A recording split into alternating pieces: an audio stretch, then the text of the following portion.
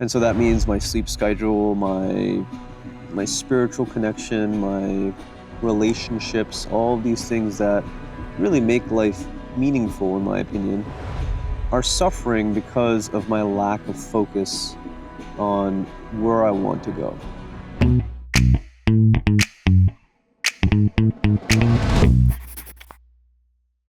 So I don't get to go outside very much. I figured I'd make a video sitting on the lawn here. But I wanted to give a little bit of advice about some things that I'm discovering in life. Guys, it's going to take a lot of time to do what we actually value. It's going to take a tremendous amount of effort, and it's going to take a lot of perseverance. And I think in society, we are given routes to go down, and we are given a prerogative of being wealthy and powerful, and ideally just a useful member of our family. And what I've done over the course of my life so far, I'm about 28 years old, is really explore as much as possible.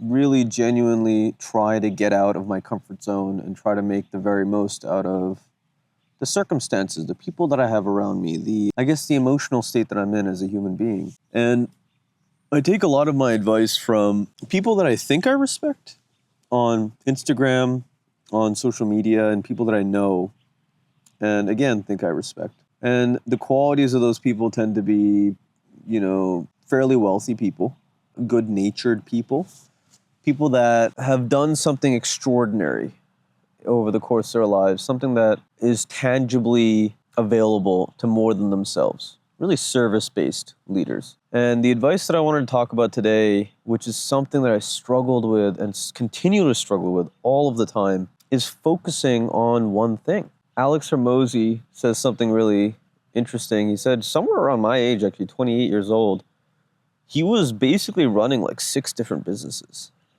And I find myself in a similar situation. I think I'm at 4-ish right now.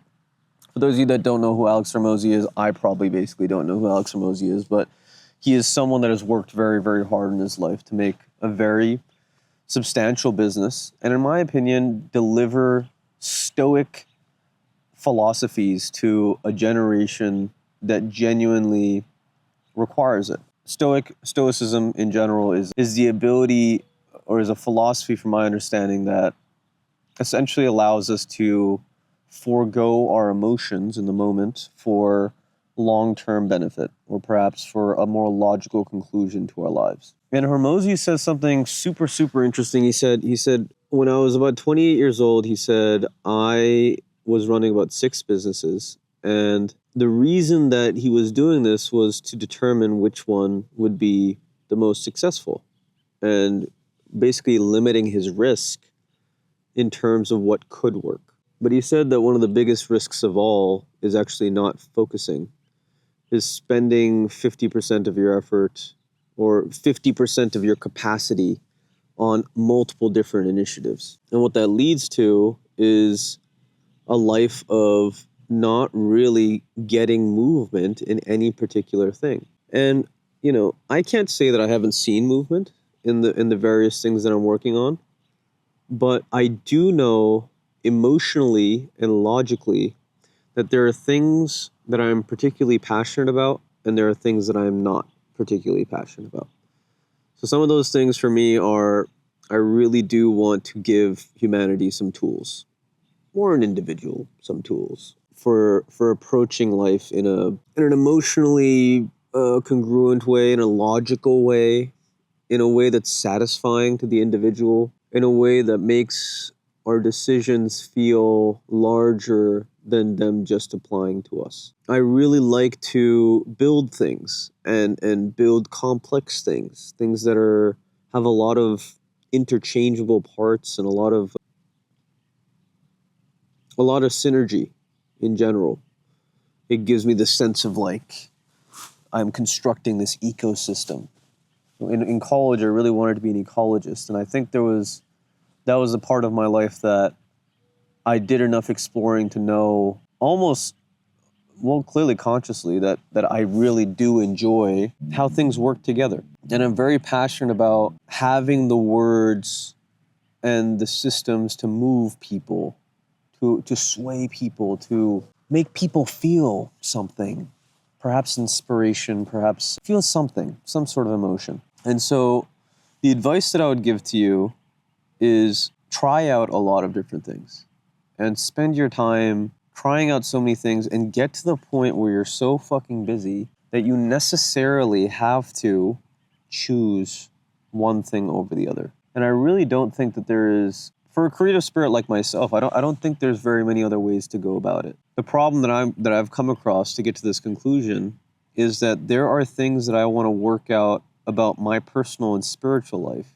that by virtue of being so fragmented, I cannot concentrate on. So to some degree, the engine that I'm working on can only be upgraded so far if I concentrate on so many different things. And so that means my sleep schedule, my spiritual connection, my relationships, all of these things that really make life meaningful, in my opinion, are suffering because of my lack of focus on where I want to go. And so I've done some thinking for a while now, and I'm finally at a point in my life where I kind of want to put a stake in the ground and say, listen, work on you a little bit more, and don't work on the things you do so much. Don't work on the initiatives that you have so much. Work on who you are as a person. And that means trying to go to sleep early and trying to cut out some bad habits and really seeing how if the vast majority of my energy is spent on one initiative,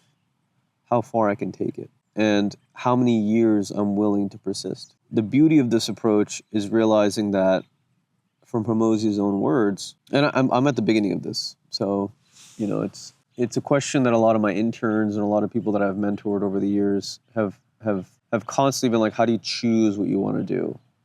Get to the point where you're so busy where you have to choose. That's always my solution. Get to the point where you're so sick and tired of what's going on that you got to make a change in some capacity in life. And so I say to you that I'm choosing the field of dentistry. And I'm choosing to do this for various reasons. First of all, it's a business that's providing a substantial income to me right now. It's a business that I have access to and access to ownership of. And it has a pretty damn large impact necessarily by the services that it provides, but also by the ethos that it provides. So ethos is like let's call it the reason, the backing, the logic behind an individual, their data, their ability through data. So like the ethos of someone like me would be like, okay, he went to dental school. He's owned multiple businesses. He has networked and spoken a lot of different places. He's making a fairly substantial amount of money in society, but he's a doctor, right? So that'd be ethos. And the ethos of being a doctor and a business owner and entrepreneur has the ability really